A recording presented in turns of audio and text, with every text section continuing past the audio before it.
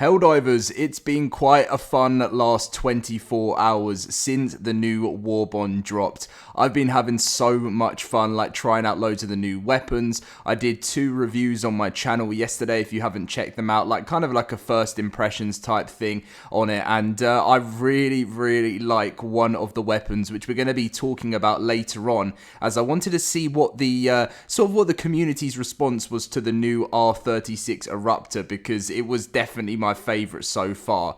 Today we're going to be talking about, first off, we're talking about something that the CEO has responded to as a brand new future feature for the game, and I actually think it looks great. I think this would be perfect, and I want to see what you guys think about it as well. So if you do enjoy today's Helldivers update, smash that like button and subscribe if you're new to the channel. It supports me so much on the road to 250,000 subscribers, and let's get in with the video.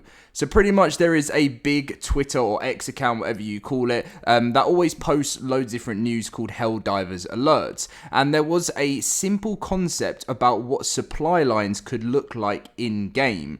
And so big shout out, as you can see here, and you can see in the photo the supply lines of what different planets we can go to as part in the sector.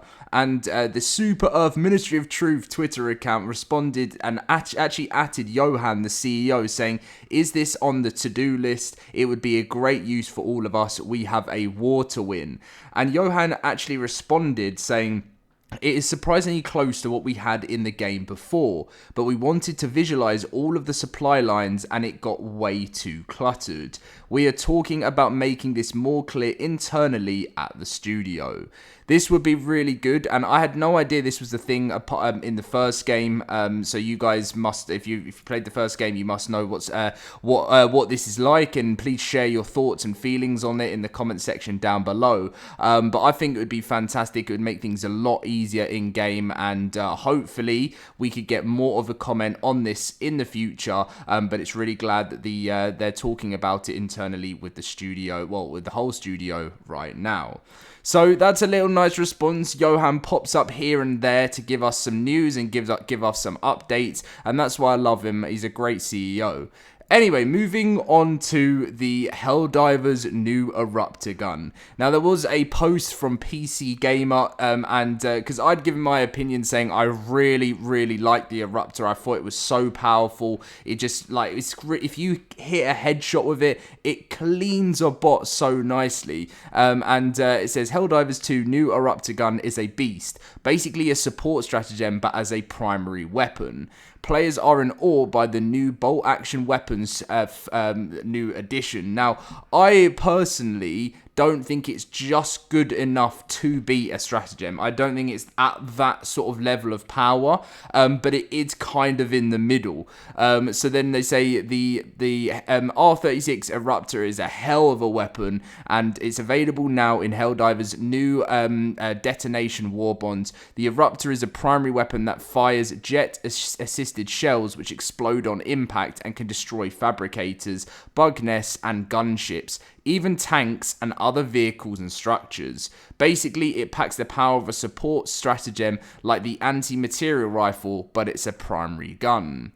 An Eruptor nerf is already being talked about by some players, but it does have downsides. It's heavy, slow, and although it doesn't deal a ton of splash damage, it is not safe for close quarters combat. It only has a 5-round magazine as well.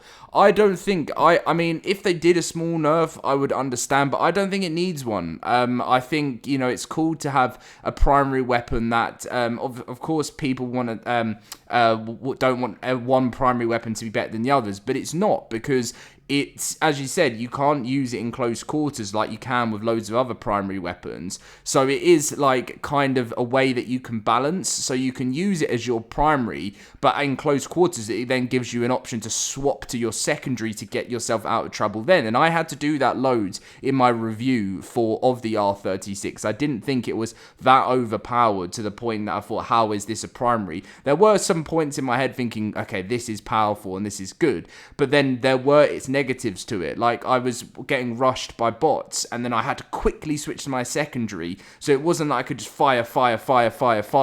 It was, you had to do it to only make sure when you're using it, you can do it at range, at some form of range. So I don't think, from my personal opinion, it needs a nerf. But you guys you may disagree, but that's what we make these videos for. You're definitely making a trade-off by putting the Eruptor in your primary slot instead of an assault rifle, but that isn't to say the Eruptor isn't a beast. One player says they took down a Charger, a heavily armored Termid, with 2 well-aimed Eruptor shots. Perhaps there is some power creep going on, and it might turn out that the Eruptor needs a nerf. Given a developer Arrowhead's novel approach to updates so far, however, I could see it letting us indulge in increasingly OP feeling weapons before knocking us down a few pegs by introducing new explosion-resistant super enemies.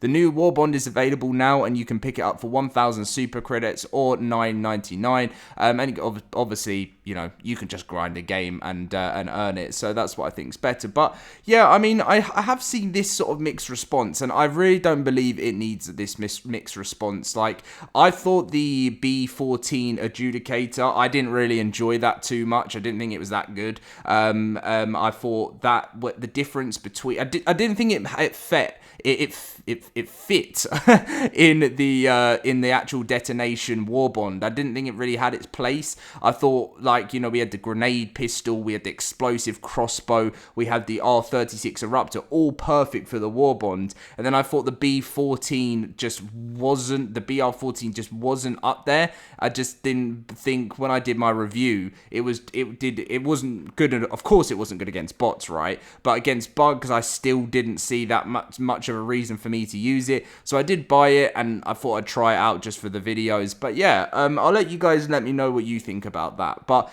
there is so much on the horizon for Helldivers right now. Obviously, we wiped the bots in the first place, and they came back. But there's so much, like the Illuminates. They're sort of teasing us here and there. The cyborgs are making some form of comeback in a way. So they're teasing us slowly. Things are happening, and I think we are going to have such an exciting 2024 for the entirety of the Helldivers' first year since release. Who would have thought that? I mean, this is what I find so crazy about 2024, is who would have thought that games like Helldivers and Power World would be such a success, coming completely out of nowhere. At the end of 2023, Christmas time, moving into the new year, none of us even had a clue that these games were going to be as amazing as they really are. And both companies as well didn't expect it. So I can't wait for more excitement and more content added within the future. Much love to you all. I will catch you in my next video. Please leave a like and consider subscribing to my channel to help me on my road to 250k.